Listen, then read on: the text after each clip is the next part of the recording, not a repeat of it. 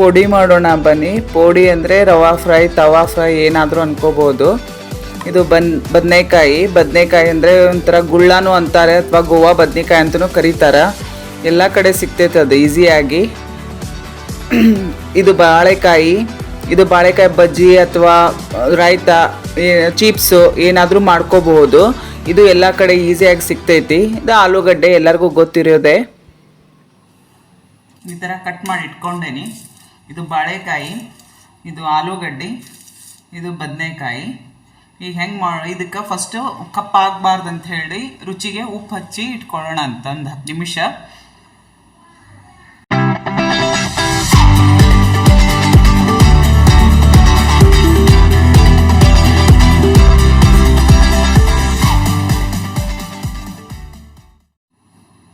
ಇದಕ್ಕೆ ಏನೇನು ಹಾಕೋಣ ಅಂತಂದ್ರೆ ಇವೆಲ್ಲ ತರಕಾರಿ ಐತೆ, ಸ್ವಲ್ಪ ಅಕ್ಕಿ ಹಿಟ್ಟು, ರವೆ, ಸಣ್ಣ ಬಾಂಬೆ ರವೆ, ಸ್ವಲ್ಪ ಉಪ್ಪು ರುಚಿ ತಕ್ಕಷ್ಟು, ಸ್ವಲ್ಪ ಹಾಕ್ಬೇಕು ಯಾಕಂದರೆ ಉಪ್ಪು ಇದಕ್ಕೆ ಹಾಕಿರ್ತೀವಿ, ಸ್ವಲ್ಪ ಹಾಕಬೇಕು, ಸ್ವಲ್ಪ ಆಚೆ ಖಾರ ಪುಡಿ, ಸ್ವಲ್ಪ ಅರಿಶಿಣ, ಜೀರಿಗೆ, ಸ್ವಲ್ಪ ಅಜ್ವಾನ, ಓಂಕಾಳು ಅಂತ ಹೇಳ್ತೀರಲ್ಲ ಅದು,